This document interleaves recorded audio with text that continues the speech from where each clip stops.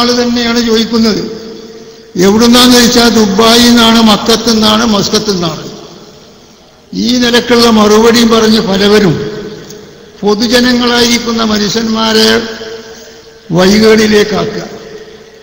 എന്നാൽ ഇനി അങ്ങനെ ഒരു സാധനം റസൂലുള്ളാഹിന്റെ കാലത്ത് അങ്ങനെ ഒരു മുടിക്കെട്ട് അനന്തരാവകാശമായി കൈവശമായിട്ട് ഇതുവരെ ഏതാളെടുത്താണ് എത്ര നൂറ്റാണ്ടുകൾ കഴിഞ്ഞുപോയി. ആ വക നൂറ്റാണ്ടുകളിലൊന്നും ഇതിനെ സംബന്ധിച്ച് യാതൊരു വർത്താനവും ഇല്ലാതെ ഇങ്ങനെ ഇരിക്കണം.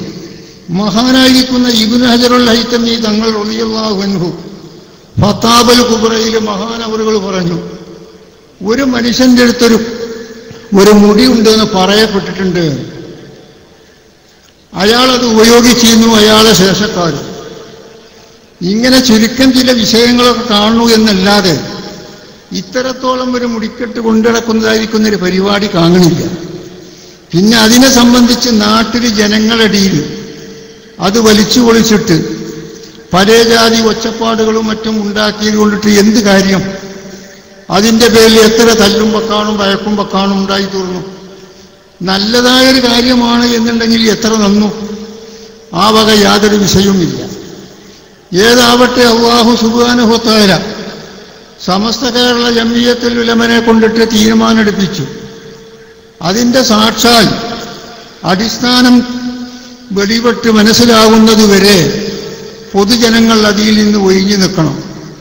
അതിൻ്റെ വയ്യാലെ പോകരുത് എന്ന് സമസ്ത പ്രഖ്യാപിച്ചു. ഇതുപോലെ സമസ്ത കേരള ജംഇയ്യത്തുൽ ഉലമ പല കാര്യങ്ങളിലും സുന്നത്ത് ജമാഅത്തിന് വിരുദ്ധമായ പ്രവർത്തനങ്ങളിൽ പലതിലും തീരുമാനങ്ങൾ എടുത്തിട്ടുണ്ട്. അതാണ് സമസ്തയുടെ നില. സമസ്ത കേരള ജംഇയ്യത്തുൽ ഉലമ ജനങ്ങളിൽ നടപ്പാക്കി കൊടുക്കുന്ന പ്രവൃത്തി വലാലിയത്തിന്റെ പ്രവൃത്തിയല്ല, സുന്നത്ത് ജമാഅത്തിന്റെ പ്രവൃത്തിയാണ്. ശരിയായ അടിസ്ഥാനങ്ങൾ പരിശോധിച്ച് അതിന്റെ രേഖയും വളരെ കാലം വെച്ച് ആലോചിച്ചിട്ടും മറ്റുമാണ് തീരുമാനിച്ചത്.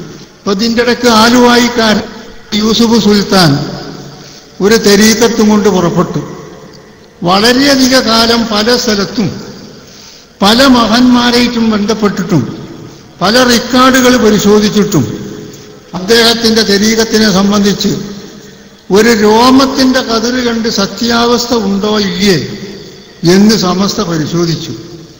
അത് പരിശോധിച്ചിട്ട് ഇല്ല എന്നാ മനസ്സിലായത്. അത് ജനങ്ങൾക്ക് വിവരം കൊടുത്തു. രണ്ടും തന്നെ അത് കെട്ടടങ്ങി ചെയ്തു. ഇങ്ങനെയാണ് പല ജാതി പിച്ചനകളും കാലാവസാനമാണ് വരുന്നത്. പല ജാതി പിച്ചനകളും പുറപ്പെട്ടുകൊണ്ടിരിക്കും. അതിൻ്റെ വയ്യാലൊന്നും മനുഷ്യന്മാർ ഓടിക്കൂടരുത്. ബഹുമാനപ്പെട്ട സമസ്ത കേരള ജംഇയ്യത്തുൽ ഉലമ എന്താണോ തീരുമാനമെടുക്കുന്നത്, അവർ എന്താ പറയുന്നത് എന്നുള്ളത് ഒന്ന് ആലോചിക്കുന്നത് നന്നു. അത് ആലോചിച്ചിട്ട് അവർ പറയുന്നതായ പറച്ചിലിനനുസരിച്ച് പ്രവർത്തിക്കാൻ അല്ലാഹു സുബ്ഹാനഹു വ തആല നമുക്കെല്ലാവർക്കും തൗഫീഖ് നൽകുമാറാവട്ടെ.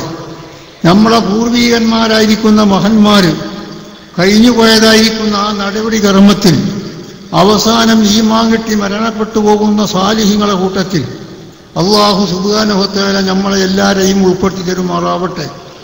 റബ്ബനാ ആതിനാ ഫിദ്ദുനിയാ ഹസന വഫിൽ ആഖിറതി ഹസനതൻ വഖിനാ അദാബന്നാർ. ആമീൻ ബിറഹ്മതിക യാ അർഹമർ റഹീമീൻ.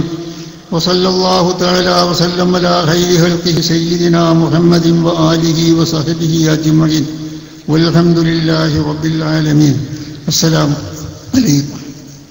പണ്ഡിത സാമ്രാജ്യത്തിലെ ജ്യോതിർഗോളം കർമ്മശാസ്ത്ര സങ്കീർണതകൾ അനിതര സാധാരണ ദേശനിക കരുത്തിൽ കെട്ടടിച്ച് പാണ്ഡിത്യത്തിന്റെ ഗരിമയാർന്ന വ്യക്തിത്വത്തിൽ സമുദായത്തെ നയിക്കുന്ന സമസ്ത കേരള ജംഇയ്യത്തുൽ ഉലമയുടെ പറഞ്ഞ വാക്കുകൾ, എടുത്ത തീരുമാനങ്ങൾ ഒരിക്കലും